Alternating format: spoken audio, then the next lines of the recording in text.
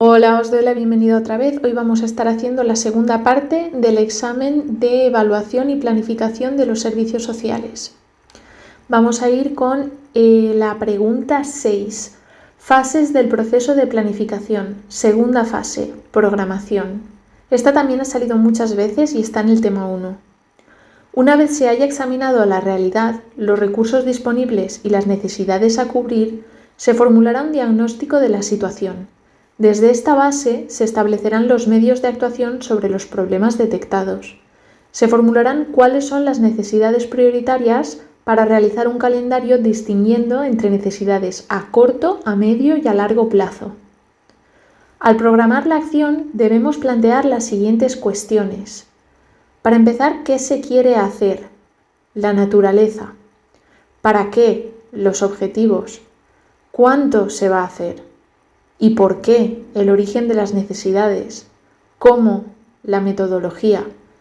Las medidas administrativas, financieras, tecnológicas. También dónde. La localización. ¿Cuándo? La calendarización. ¿Cómo se va a costear? Los recursos. ¿Y quién lo va a llevar a cabo? Los recursos humanos. Además, implica una serie de actividades básicas. Primero, la formulación de objetivos y metas específicas, el resultado que se desea obtener con las acciones que se realicen. Después, la formulación de políticas. Entonces, el diseño del plan, porque a medida que se obtiene más información sobre el tema a tratar, se establecerán medidas más concretas. Por último, la determinación de proyectos. El proyecto parte de uno solo de los objetivos planteados en el programa, articulando las medidas específicas de actuación. Los proyectos tienen que estar enumerados, especificar la duración, prever su coste económico y estar vinculados a un programa u objetivo. Así, la planificación exige unos requisitos, entre ellos la objetividad, el establecimiento de metas realistas y la jerarquización de los objetivos. Pero existen unos obstáculos que dificultan su cumplimiento, como la formulación del problema y su establecimiento en la agenda, elegir entre alternativas, como comentamos en el anterior, que sería la toma de decisiones. Vamos a explicar un poco más la formulación del problema y su establecimiento en la agenda. Debido a los intereses diversos de la sociedad y la limitación en los recursos, son las instituciones públicas las que se hacen cargo de estos problemas, pero no todos ellos reciben la misma atención, de ahí se forma la agenda pública. Existen 3 visiones distintas sobre el nacimiento de la agenda pública. Esta contiene los problemas que se hallan en el debate público y son objeto de intervención, distinguiéndose así la agenda del sistema político y la de gobierno. En su formación hay que tener en cuenta el grado de apoyo, el impacto sobre la realidad social y la viabilidad. Respecto a elegir entre alternativas, la toma de decisiones, para tomar cualquier decisión se debe hacer siguiendo argumentos lógicos, ser conscientes del problema, acotar sus límites, plantear alternativas para darle solución y jerarquizarlas. Dada la complejidad de este proceso, Lindblom propone que el criterio lógico consista en simplificar al máximo el análisis sin caer en la improvisación, reducir las opciones. Finalmente, será necesario aclarar en lo posible los objetivos perseguidos, obtener la máxima información y ser capaces de negociar entre diversos intereses. Vamos a la siguiente, la 7. Dentro de la fase del proceso de planificación desarrolla la tercera fase, la implementación, del tema 1. Tercera fase, implementación. Es la fase que se halla entre la definición política o normativa y la posible evaluación de los resultados, generando una serie de productos e impactos de la puesta en práctica de los marcos normativos e instrumentales diseñados con el fin de hacer frente a un problema. Un elemento importante de los planes y programas es la organización material de su aplicación, que implican una serie de factores.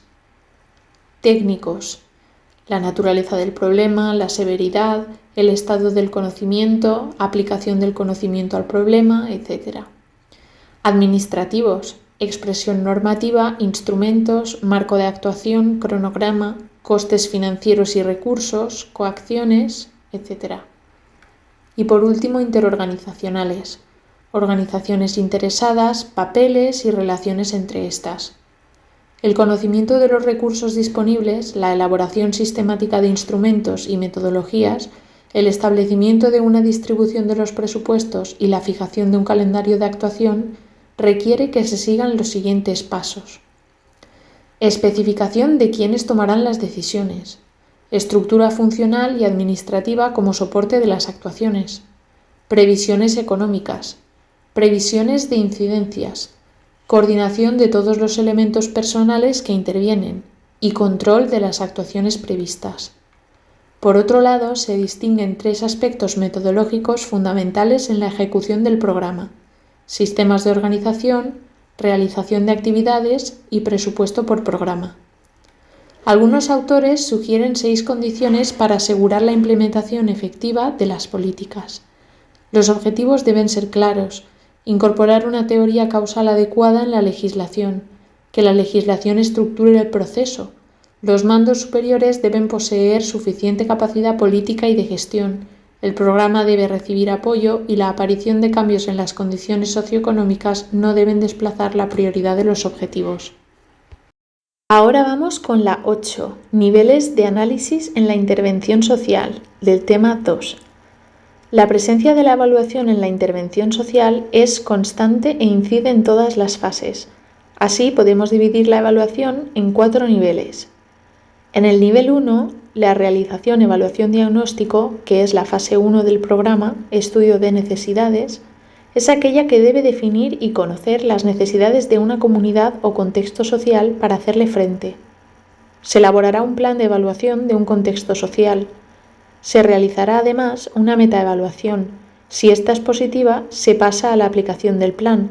Si es negativa, se modificará el plan de evaluación. En el nivel 2 sería la realización de evaluación y diseño. El diseño del programa, para detectar y conocer las posibles debilidades del programa antes de su puesta en marcha. Se sigue el mismo procedimiento: plan de evaluación del diseño, metaevaluación y aplicación del plan de evaluación. En el nivel 3 tendríamos la evaluación de la implementación. Comprobar si el desarrollo del programa funciona como lo previsto estaría entre estas funciones. Esta evaluación nos dice si se debe modificar alguna parte del programa o continuar. Su desarrollo es el mismo que los anteriores.